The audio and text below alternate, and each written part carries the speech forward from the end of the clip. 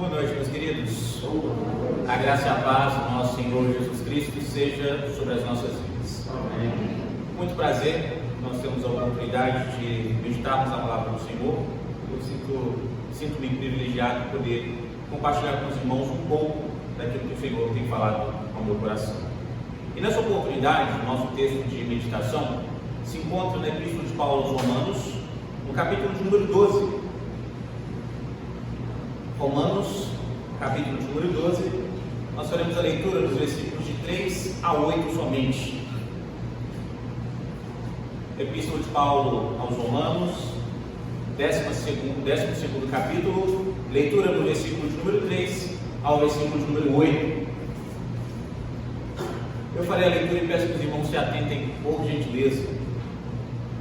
Diz assim a palavra de Deus: porque, pela graça que me foi dada, diga a cada um dentre vós que não pense em si mesmo além do que convém. Antes, pense com moderação, segundo a medida da fé que Deus repartiu a cada um.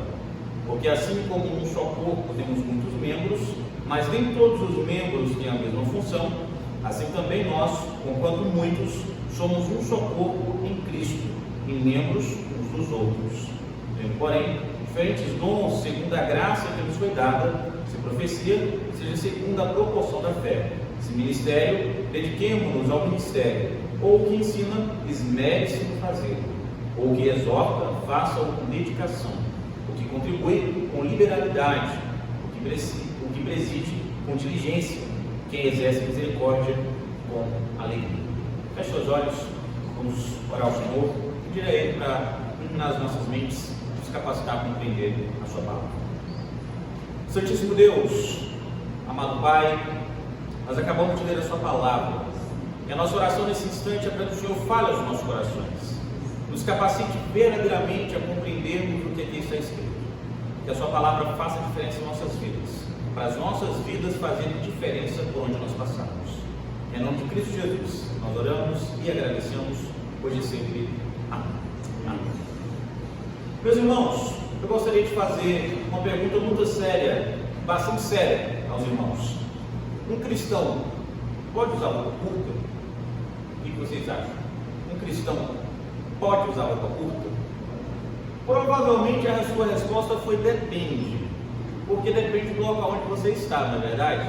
Ou você vai ter muitos problemas se for para a praia, por exemplo, de terno, vai ficar bem complicado, né? Se você for para o clube, então, todo arrumadinho, engomadinho, vai ter sérias dificuldades de se turmar lá, e você nem vai poder entrar na piscina, inclusive. Então a vestimenta depende do local no qual você está inserido. Para você estar com uma roupa adequada, você precisa observar onde você está.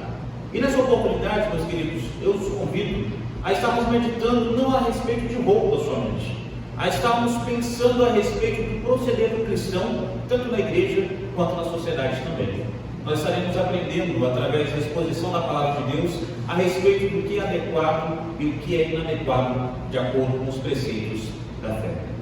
Como eu já expliquei aos irmãos, a Epístola de Paulo aos Romanos é uma epístola marcada pelo desejo do apóstolo Paulo de encontrar com esses irmãos e de estar antecipando boa parte do que ele queria tratar com eles através dessa epístola.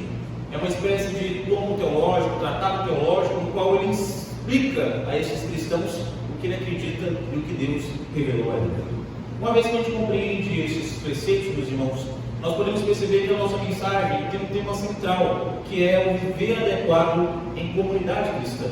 E nós veremos algumas características deste proceder, como o cristão deve proceder adequadamente, tanto na igreja como também fora da igreja.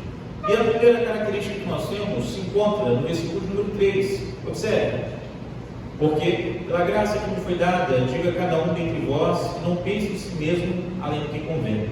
Antes, pense com moderação, segundo a medida da fé que Deus repartiu a cada um. A primeira característica, meus irmãos, do proceder adequado do cristão dentro da igreja é humildade. Atualmente, nós temos um padrão bem estranho, que é ser humilde. Eu não sei se você já falou para pensar, mas as pessoas pensam: olha, ele é rico, ele não é humilde. Ele é pobre, automaticamente é a pessoa mais humilde da terra. E é bem estranho a gente pensar dessa forma e analisar que provavelmente você conhece pessoas ricas que são muito humildes, e pessoas pobres que são tão soberbas e tão arrogantes que dá até nojo de estar perto, né? A humildade não tem a ver com o que você tem, mas o caráter, do interior, do homem interior no seu coração. E a respeito disso, o apóstolo Paulo vai nos falar nesse primeiro versículo, a respeito da importância da verdadeira humildade na vida cristã. Não fingida, mas autêntica. Uma verdadeira humildade. Ele começa o versículo dizendo: porque pela graça que me foi dada. E isso quer dizer, meus irmãos, que ele está colocando para si o título de apóstolo que foi dado por Deus, não conquistado por mérito, mas dado pela graça de Deus.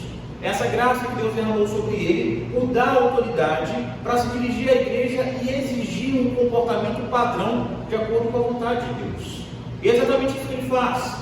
Mas ao invés de ser muito duro, ao invés de ser totalmente arrogante, o apóstolo Paulo chama os cristãos da igreja de Roma e todos nós a estarmos entendendo como um pai, como sendo filho, a estar vendo o futuro, a estar vendo o que está à frente para tomar a decisão adequada, que seja mais profícua, que traga mais resultados.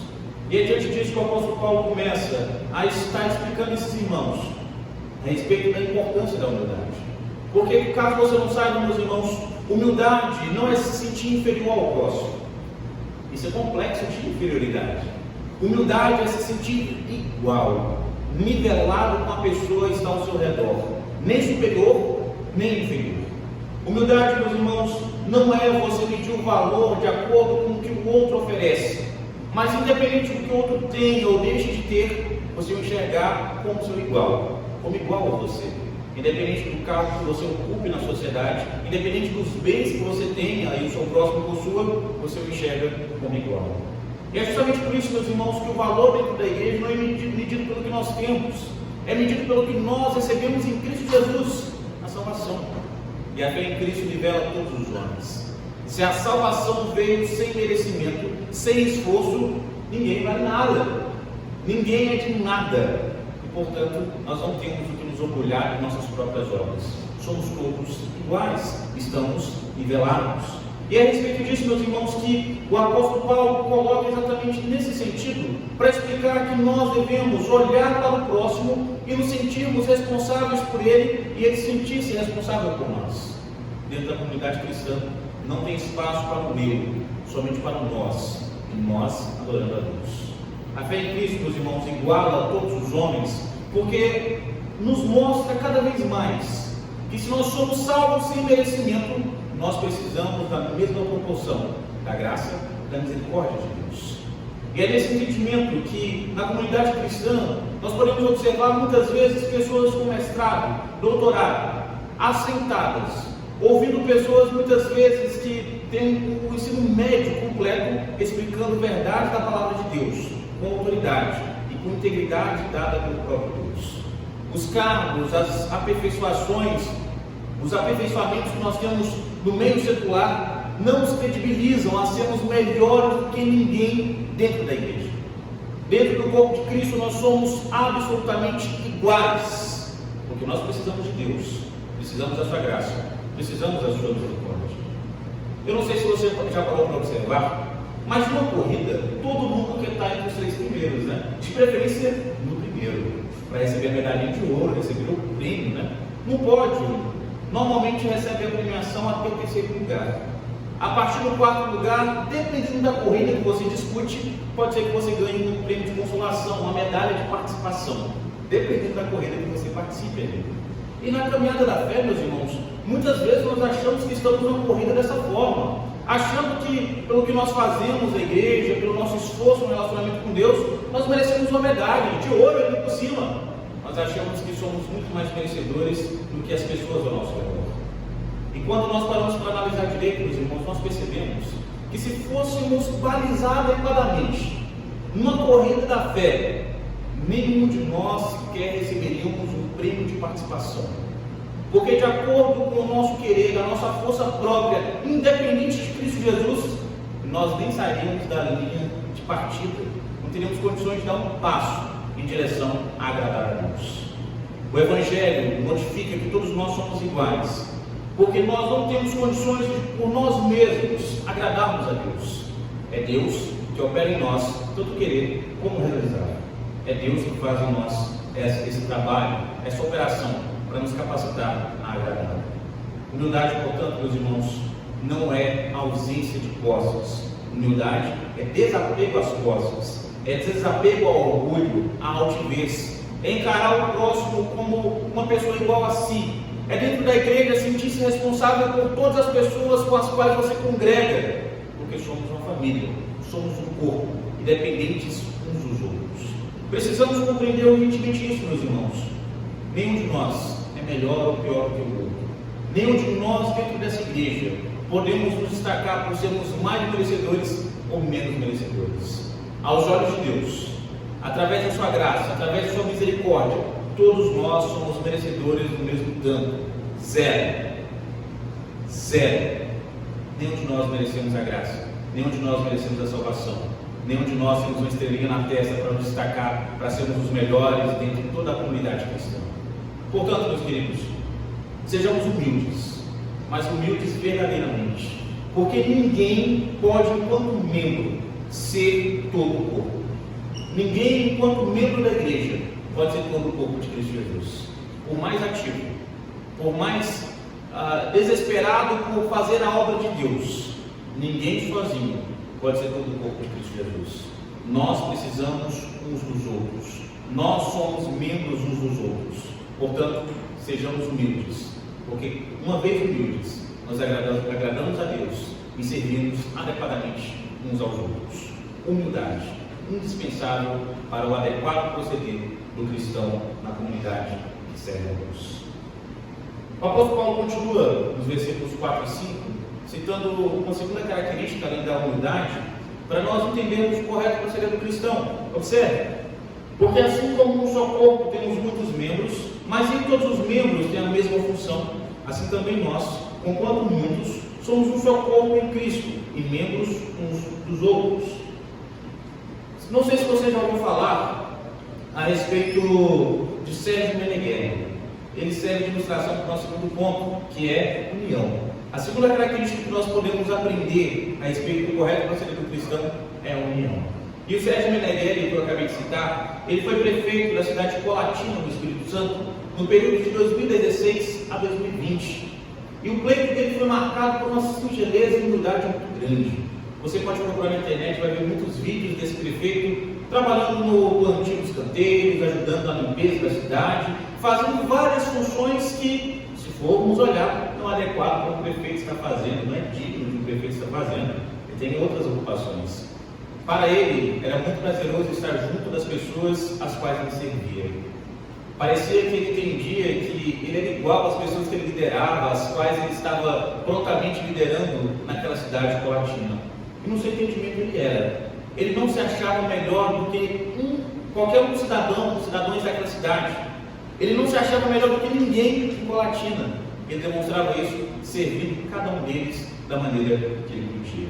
E hoje, meus irmãos, por mais poderoso que seja, nós vemos uma pessoa sendo promovida em algum lugar e não dá mais bom dia para o porteiro. É triste a gente observar isso.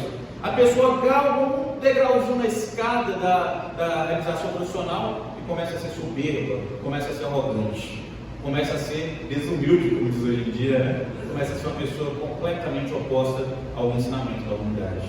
E isso gera, meus irmãos, desunião. E dentro da igreja se torna ainda mais terrível, porque dependendo do dom que Deus deu à pessoa, ela se acha mais especial, mais importante, indispensável para o culto ocorrer. Isso, meus irmãos, traz muitos problemas. Adoece a igreja, adoece o corpo de Cristo Jesus. Nós não estamos em patamares diferentes. Em Cristo Jesus nós estamos no mesmo patamar de dependência, de necessidade da graça e misericórdia de Deus. Se considerarmos, meus irmãos, melhores uns dos outros, nós temos que ver o que nós realmente merecemos. Nós não merecemos nada. E é justamente por isso que o apóstolo Paulo começa esse versículo de número 4 com o porquê junto e sem acento, que é de explicação. Ele está explicando por que nós temos que ser humildes no versículo de número 3, e o 4 começa dando uma explicação mais profunda a respeito do porquê que a necessidade de união é tão adequada. Porque assim como num só corpo temos muitos membros, mas nem todos os membros têm a mesma função. Ele está explicando exatamente, meus irmãos, que dentro da igreja nós temos qualidades heterogêneas. Nem todo mundo tem o mesmo dom, a mesma aptidão. E isso é maravilhoso, porque nós servimos a Deus de forma diferente, com os dons, com as capacidades que Ele nos deu. Se considerarmos como necessitados uns dos outros, nós compreenderemos isso. Cada um de nós temos um dom para que nós possamos servir uns aos outros, de maneira que eu preciso de você e você precisa de mim. E nós precisamos de Cristo Jesus, como cantamos ainda há pouco. Independente do seu cargo, independente do seu ofício, independente do tempo que você esteja na igreja, meu irmão, não existe parte mais importante dentro do corpo de Cristo Jesus. Não existe parte mais importante do que a totalidade do corpo de Cristo Jesus. Dentro do corpo de Cristo, o único que é importante de fato é Cristo Jesus. O único que pode se destacar, que pode advogar para si algum tipo de destaque, é Cristo Jesus. E Ele nos deu o exemplo se humilhando, para que nós hoje fôssemos um corpo dele. Neste corpo, meus irmãos, todos nós devemos almejar unicamente a glória de Deus. Se nós não almejamos a glória de Deus, nós estamos prestando um desserviço ao Evangelho. Seja limpando o chão, tocando no louvor, pregando no culto, fazendo evangelização, o que quer que seja, devemos fazer para a glória de Deus. Enquanto corpo de Cristo, o nosso compromisso, o nosso objetivo é render glórias a Deus, não destaque a nós. A união do corpo de Cristo é para a glória de Deus, não para a promoção dos indivíduos, não para a nossa promoção, é para a promoção da glória de Deus. Em outras palavras, o apóstolo Paulo está chamando a igreja de Roma e também nós para dizer o seguinte: olha, pode abaixar a bola aí que você nessa Coca-Cola toda boa. Você não é tão bom quanto você pensa. Você não é tão indispensável quanto você pensa. Todos nós precisamos uns dos outros. Todos nós somos co-participantes do mesmo corpo. Por isso, precisamos uns dos outros. É nesse sentido, meus irmãos, que a união fraternal é tão indispensável. Como que nós vamos pregar sobre o amor de Deus se nós que somos o corpo de Cristo vivemos em guerra com os outros? Como que vamos falar sobre união, sobre humildade, sobre compromisso uns com os outros, se nós vivemos totalmente oposto a isso? Como vamos pregar união se nós vivemos em guerra? Nós nos consideramos irmãos, meus irmãos, como eu já falei, irmãos não de sangue, mas irmãos em espírito. Mas na verdade, muitas vezes nos tratamos como estranhos, nos tratamos muitas vezes como pessoas que se odeiam, ao invés de como pessoas que se amam. Imagine só, a sua mão se negar a coçar suas costas, porque ela acha que é uma tarefa que não é tão importante. Se vira aí, coça na parede, dá um jeito. Eu sou muito importante para estar coçando as suas costas. Imagine só, meus irmãos, é sem sentido, é descabido. Mas muitas vezes na igreja nós achamos, não, porque eu sou pastor e se eu tiver que abrir a janela, nossa, acabou o mundo, não posso de forma alguma. Tem um diácono, tem outras pessoas para isso, não preciso fazer isso, eu sou pastor da igreja. Quando na verdade nós aprendemos que ninguém dentro da igreja foi chamado para ser estrelinha, para ser destacado, para ser o alvo das atenções. Todos nós somos chamados para, em conjunto, em união, estarmos aos pés de Cristo Jesus, adorando, louvando e rendendo graças ao nosso Deus, através da graça e da misericórdia que nós recebemos. Nenhum de nós fomos chamados para sermos um destaque dentro da igreja, unicamente fomos chamados para a glória do nosso Deus. Somos irmãos através de Cristo Jesus. Somos irmãos e nivelados por algo que nós jamais poderíamos conquistar, por algo que nós jamais poderíamos agarrar com as nossas próprias mãos, que foi a salvação em Cristo Jesus.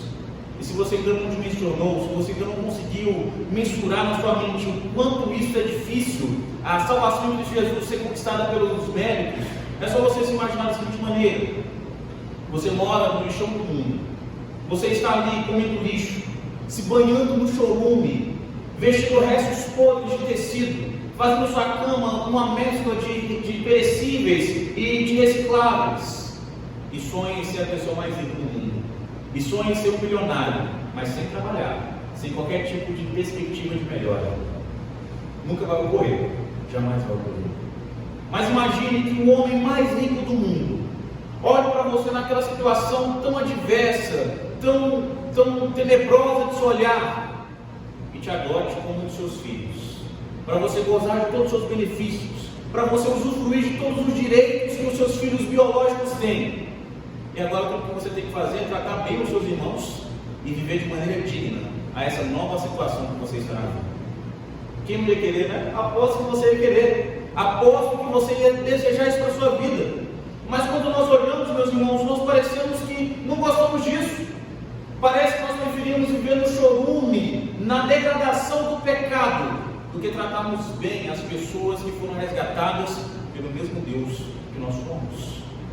Parece que muitas vezes nos achamos melhores, parece que a gente está numa parte mais nobre do lixão, da vida degradante do pecado, parece que a gente era menos pecador do que os outros, porque nós nos achamos bons demais, a ponto de acharmos que não precisamos uns dos outros, a ponto de acharmos que somos autossuficientes, a ponto de acharmos que nós somos o dono da estrela na testa, que não precisa de nada, nem de ninguém, porque nós somos autossuficientes.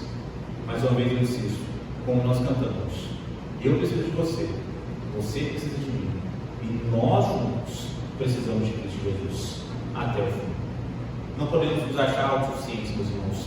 É a união do corpo de Cristo que oferece o culto, o louvor, a adoração que Deus exige de nós. Portanto, se você realmente saiu do lixão, da cama do lixo e do chorume, porte-se como tal. Vive em união para a honra e glória do nome do Senhor. Porte-se como um filho resgatado, um filho adotado sem merecimento, que agora está no reino de luz, ao invés do império de trevas. Viva de forma adequada, em união com os salvos, para a honra e glória do nome do Senhor.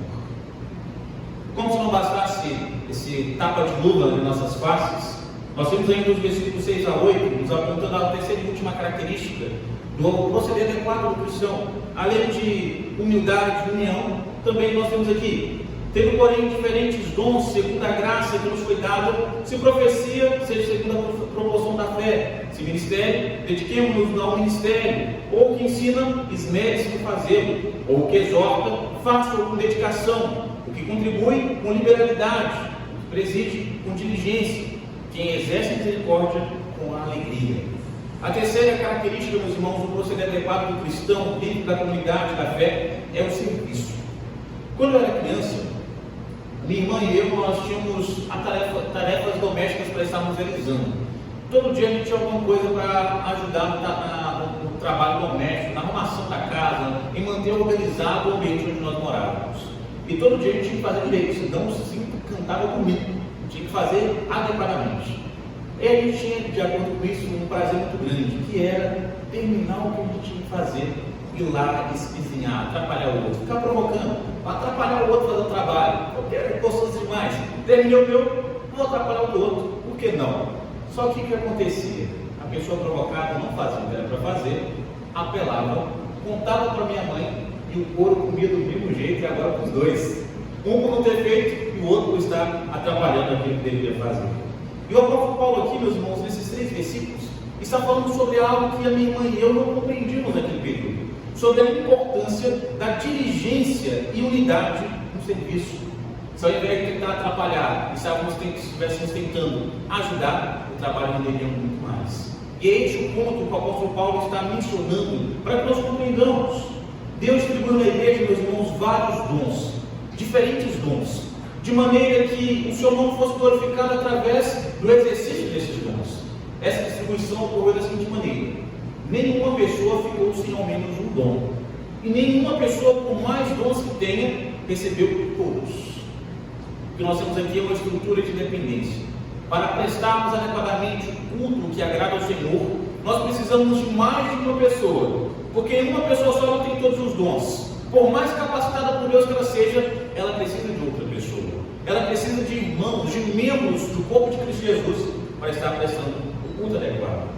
O que nós vemos aqui, assim como João Calvino estabelece, meus irmãos, é que todos os dons têm seus próprios limites determinados pelo nosso Deus, de maneira que o meu dom precisa de outros dons para, uma vez juntos, prestarmos o culto que agrada a Deus, o louvor que Deus exige, o compromisso, o adequado proceder diante do Senhor. E o apóstolo Paulo narra aqui alguns dons que nós podemos observar. Ele começa: tem, porém, diferentes dons, segundo a graça que foi dada, se profecia segundo a proporção da fé. O dom de profecia no Antigo Testamento, na grande maioria das vezes, era trazendo uma revelação de Deus para o povo, mas nem sempre era trazendo algo novo sobre o futuro. Em algumas ocasiões, tratava-se de interpretar aquilo que Deus já havia revelado, para anunciar ao povo um correto proceder, chamar o povo para estar andando de forma adequada, como Deus exigia. Sempre abrangia o recado de Deus. Poderia ser um recado que já fora dado, um recado que estava sendo dado agora com relação ao futuro. No Novo Testamento, nós já temos uma quebra desse paradigma. Não há mais o compromisso de novas revelações de Deus, e agora os membros que tinham dom de profecia estavam agora dedicados a estarem estudando a palavra revelada para explicar adequadamente na comunidade a vontade de Deus. Não era mais falando a respeito do futuro ou de uma nova revelação, falava a respeito do amanhã, mas é baseado naquilo que Deus já havia revelado. Portanto, adequadamente podemos situar o dom de profecia atualmente como o correto entendimento e aplicação da palavra de Deus. Por isso que a Igreja Cristã do Brasil, inclusive, se dedica tanto a exigir de seus pastores um conhecimento adequado de toda a palavra de Deus, das línguas originais, de hermenêutica, de didática e outras matérias mais, para trazer adequadamente a mensagem de Deus, aplicada e interpretada para os nossos dias. Por isso, meus irmãos, é correto nós entendermos que uma vez que a profecia se baseia nisso, nós temos uma explicação ou um desejo do apóstolo Paulo para nós. Observe, se profecia seja segundo a proporção da fé, ou seja, de acordo com a vontade de Deus, não de acordo com a vontade do pregador, do expositor. Isso para nós hoje, meus irmãos, é muito contundente, porque o pregador não pode, em hipótese alguma, defender no púlpito sua posição política e preferências pessoais. O púlpito não é local para estar despejando sobre os ouvintes algum tipo de preferência do pregador. O púlpito é para nutrir a igreja com a palavra do Senhor, trazendo o recado do Senhor para cada uma das almas, para cada um dos irmãos que estão presentes no púlpito. Por isso, deve ser na proporção da fé, de forma adequada, como Deus exige. E nós temos a continuidade do versículo número 7, do entendimento desse dom de profecia, agora com outros dons, complementando o dom de profecia. Se ministério, dediquemos-nos ao ministério, ou que ensina, esmere-se em fazer. O que nós temos aqui, meus irmãos, é o dom de ministério e de ensino, caminhando de forma conjunta, para complementar o dom de profecia, que faz com que a igreja se torne cada vez mais instruída e dirigida pela vontade de Deus. Observe como o trabalho de estudar e revelar a palavra de Deus é complementado pelo trabalho de ministério e também pelo trabalho de estar trazendo a adequada exortação do Senhor. Quando nós entendemos dessa forma, meus irmãos, nós podemos perceber como a exortação, ela sustenta tanto o dom de ministério, quanto de ensino, quanto da profecia. Porque quem prega sem a exortação adequada, falha na sua tarefa. Quem ensina e quem tem o dom de ministério e não faz com a exortação adequada, falha no seu ministério. É por isso que é tão importante, meus irmãos, nós compreendermos que todos nós recebemos um dom. Os dons estão divididos para nos obrigar a estarmos trabalhando em conjunto, como na escola, quando o professor pede para formar grupos, para fazer um trabalho que você conseguiria fazer sozinho, possivelmente na sua concepção, mas que não ficaria tão bom se você realizasse sozinho. É nesse sentido, meus irmãos, que nós vemos aqui o dom de exortação, complementando e sustentando esses dons anteriores, para que a igreja esteja procedendo adequadamente e glorificando o nome do Senhor. Ele continua: o que exorta faz com dedicação, o que contribui com liberalidade, o que preside com diligência, quem exerce misericórdia com alegria. O dom de contribuição, meus irmãos, muitas vezes é tomado de uma forma equivocada. A palavra utilizada para contribuição, ou que contribui, a palavra grega metadidontas, ela tem o sentido de aquele que administra o que é recebido em prol de outro. A contribuição é visando o outro.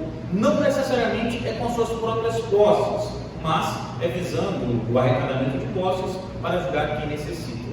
Esse entendimento, meus irmãos, nos capacita a compreender que nem sempre a pessoa que tem o dom de contribuição é um diácono da igreja. Mas quem é diácono da igreja precisa ter no seu coração essa liberalidade do dom de contribuição para fazer adequadamente o seu trabalho. Significa liberalidade que você não é mão de vaca e nem responsável com a correta administração dos recursos. É na medida certa. nem mais, nem menos, de modo responsável, de forma adequada. E é por isso, meus irmãos, que o dom de misericórdia caminha tão junto do dom de contribuição, porque o dom de misericórdia faz com que o coração doa pela necessidade do outro, o socorro dos famintos, dos pobres, dos órfãos, daquelas pessoas que verdadeiramente precisam, o que demanda muito do emocional. E, portanto, a recomendação é de se empenhar com alegria, não com o coração amarrado de estar ajudando a pessoa, não com o coração ali medindo que está cedendo a outra pessoa, mas com alegria por estar sendo útil dentro da comunidade em prol dos necessitados. É uma lista que não é total. Em outras passagens nós temos outros dons, mas o que nós temos aqui é um resumo, apontando de forma abrangente para vários dons. E o que você deve se perguntar nessa noite é a respeito de como você deve examinar-se para saber qual é o seu dom e como você tem utilizado dentro da igreja. Você tem escondido o seu dom ou você tem utilizado para a glória de Deus o benefício da igreja? Você tem usado o seu dom para que a igreja cada dia mais cumpra o seu papel ou você tem escondido ele? Como eu disse ontem na nossa reunião dos homens, no Bíblia na Mesa, ninguém recebeu o dom de escritabão. Ninguém. E ninguém recebeu o dom de ser crítico espiritual. Caso você não saiba, ninguém tem esse dom não. Nossa, eu sou profissional em criticar os outros. Não existe isso. Nós acabamos de ver vários dons. E nós precisamos procurar os nossos dons para servirmos a Deus na igreja na qual nós estamos inseridos, contribuindo ativamente para que o nome de Deus seja glorificado. Portanto, meus irmãos, façamos com interesse, com dedicação, com zelo, o que Deus comissionou a nós, o que Deus colocou sobre nossa responsabilidade. Sejamos submissos a Cristo, para não ficarmos dando pitaco ou atrapalhar o irmão que está desempenhando a sua função. Ao invés de tentarmos, de alguma forma, diminuir o trabalho do irmão, sejamos nós a estarmos motivando, a estarmos contribuindo para que o que esse irmão está proposto a fazer seja feito da melhor maneira possível. Sejamos úteis no corpo de Cristo Jesus, porque a vida em comunidade não é fácil, obviamente não é fácil, mas se torna ainda mais difícil quando o objetivo de cada um dos membros, o objetivo da comunidade é o interesse próprio, ao invés do interesse pela glória do Senhor. Na igreja não há espaço para o eu, não há espaço para nós nos destacarmos. O nosso compromisso é de coletivamente estarmos glorificando o nome do Senhor. Portanto, lembre-se, o objetivo da igreja não é te satisfazer, não é tocar as músicas que você mais gosta, não é ler os seus textos favoritos, não é fazer as programações que mais te atraem. O compromisso da igreja é com a glória do Senhor e com a propagação do Evangelho. O nosso compromisso é com Deus, antes de que com a comunidade. Antes de sermos servos da igreja precisando das palmeiras, nós somos servos do Deus Altíssimo. O nosso compromisso primeiro é com Deus. Portanto, independente da circunstância, independente da liderança, independente da membresia, se o nosso compromisso é com Deus, acima de todas as coisas, façamos com diligência, com integridade, na proporção da fé, para que Deus seja glorificado através das nossas vidas. Sejamos humildes, sejamos unidos e sejamos cada vez mais voltados para o entendimento de que Deus nos comissionou para juntos estarmos servindo a Deus no serviço. Humildade, unidade e serviço. Características indispensáveis do adequado proceder do cristão na comunidade da fé. Que Deus fale profundamente nos nossos corações, nos incomode, para que prestemos o serviço adequado, sejamos humildes para a união realmente prevalecer em nosso meio, e que todos juntos glorifiquemos o nome do Senhor, hoje e para todos sempre. Amém. Feche seus olhos, quero orar por você nesse instante. Dirija a sua vida, o seu pensamento, o seu entendimento ao Senhor nesse instante, para juntos estarmos clamando para Ele agir em nosso meio, nossa igreja, em nossos corações.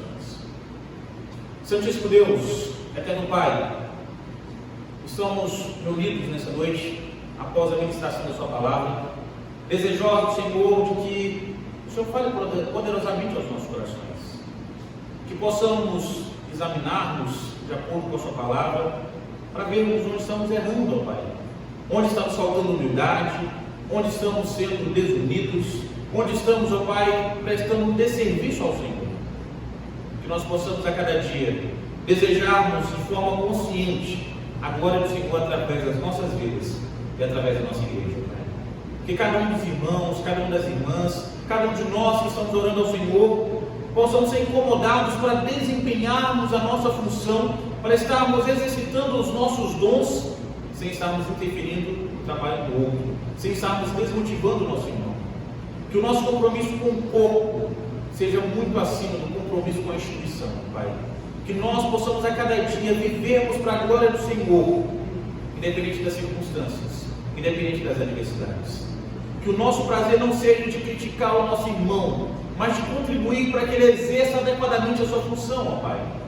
Que nosso desejo enquanto igreja seja que o seu nome seja conhecido e glorificado por toda a criatura sobre a terra, por todos os homens sobre a terra. Nos ajude a sermos humildes, unidos, para que o serviço ao Senhor seja feito adequadamente e com integridade em nossos corações. Em nome de Cristo Jesus, nós oramos e agradecemos hoje e sempre. Amém. Amém. Deus abençoe hoje e para todo sempre. Amém.